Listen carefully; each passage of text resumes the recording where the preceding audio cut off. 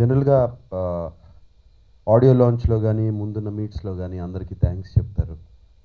నేను వాళ్ళందరికీ థ్యాంక్స్ చెప్దాం అనుకుంటున్నాను. ఎందుకంటే రేపు రిలీజ్ అయిన తర్వాత అవసరం లేదు. రిలీజ్ అయిన తర్వాత థ్యాంక్స్ చెప్పాల్సిన అవసరం లేదు. ఎందుకంటే అంత హ్యాపీగా ఫీల్ అవుతాను అని నాకు తెలుసు. అందుకని ముందే చెప్పేస్తున్నాను అందరికీ థ్యాంక్స్ అని. అండ్ అందరికీ ఒక్కొక్కరికి ఈ టీం వాళ్ళు, ఈ టీంలో పనిచేసిన ప్రతి వాళ్ళకి, జూనియర్స్ దగ్గర నుంచి, టెక్నీషియన్స్ దగ్గర నుంచి, అసిస్టెంట్ డైరెక్టర్స్, మ్యూజిషియన్స్, ఎవ్రీబడి పేరు పేరున థ్యాంక్స్ చెప్పుకోవాలి. అండ్ రావేంద్రరావు గురించి తర్వాత మాట్లాడతాను. అండ్ అలాగే మహేష్ రెడ్డి గారు ఇందాక అన్నారు, 3 సినిమాలు 3 హిట్స్ వచ్చిన తర్వాత, సూపర్ హిట్స్ వచ్చిన తర్వాత ఈ సినిమా ఒప్పుకోవడం ఏంటి అని. అసలు ఈ సినిమా ఒప్పుకోకపోతే ఏ సినిమా ఒప్పుకుంటానని నేను అంటాను. కమర్షియల్ సినిమా అనేది ఎప్పుడైనా చేయొచ్చు. ఆల్రెడీ 95 చేశాను. ఇటువంటి సినిమా రావటం నా అదృష్టం. అండ్ ఈ ఓం నమో వెంకటేశాయ has been a beautiful journey for me. Very spiritual, very beautiful. ఇది దొరకటం, ఇటువంటి అవకాశం రావటం చాలా చాలా కష్టం. ఆల్రెడీ ఈ సినిమా నేను గడ్డం ఎందుకు తీయలేదంటే అంతే, ఈ సినిమా అయిపోయింది.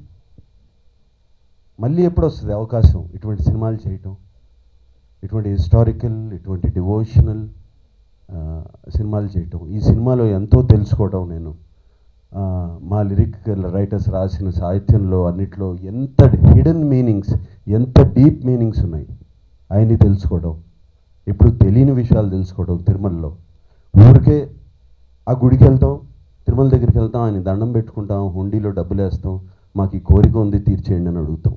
ఇవన్నీ తెలుసుకోవడం ఈ సినిమాలో, ఇది అదృష్టం అంటున్నాను నాకు. అండ్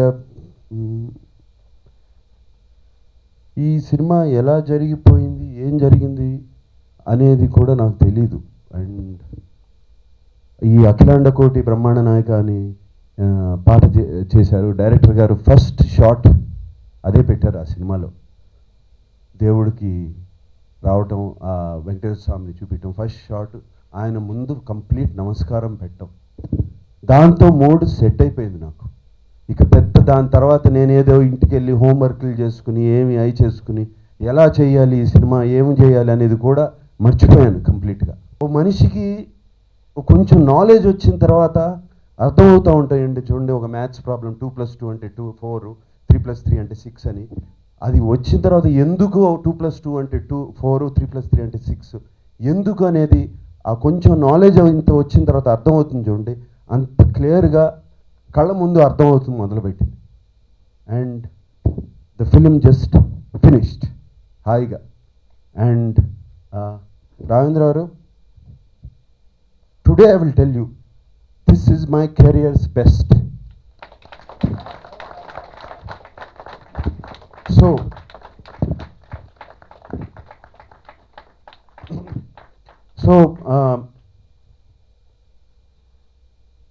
అంటే ఏదో గొప్ప యాక్టింగ్ చేశాను, గొప్పగా నటించేశాను అని కాదు.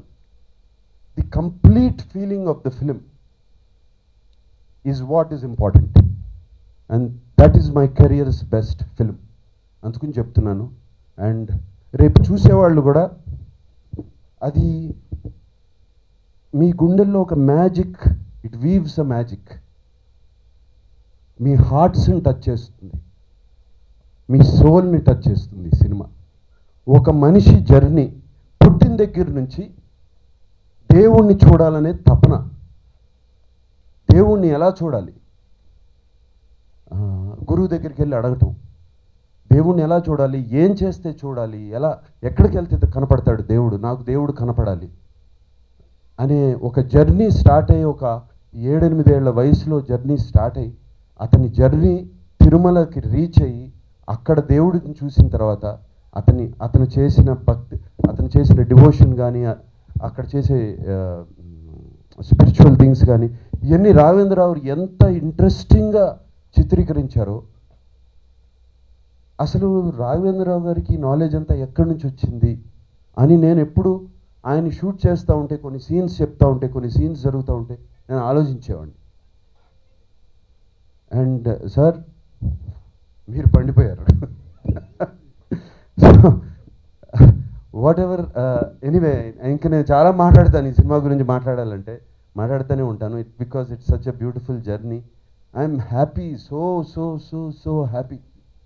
రేపు February 10th గురించి భయం లేదు, ఏమీ లేదు. ఎంత కలెక్ట్ చేస్తుంది అని లేదు, తక్కువ చేస్తుందా, ఎక్కువ చేస్తుందా, ఎన్ని రోజులు ఆడుతుంది ఏంటి, అసలు ఆ టెన్షనే లేదు. First time in my life tension లేకుండా ఉన్నాను. సినిమా చూస్తారా, ఒకసారి చూస్తారా సినిమాని, వీళ్ళు అడుగుతూ చూపిస్తారా అని అడుగుతూ ఉంటే, రేపు 10వ తారీఖు చూద్దాం కదా చెప్తారు కదా, తొందరగా ఉంది. చూశాను సినిమా ఆఫ్ కోర్స్. బట్ మళ్ళీ ఇవాళ చూడాలి, రేపు చూడాలి, ఏమి ఆ టెన్షన్ లేదు, ఏమైనా కరెక్ట్ చేయొచ్చా, ఇది చేయొచ్చా అని. సో దట్ మచ్ కంటెంట్, అంత హ్యాపీగా ఉన్నాను.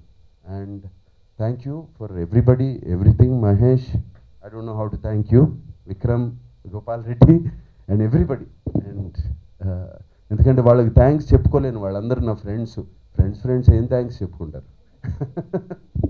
You are the people and you are the people who make us stars. Thank you very much.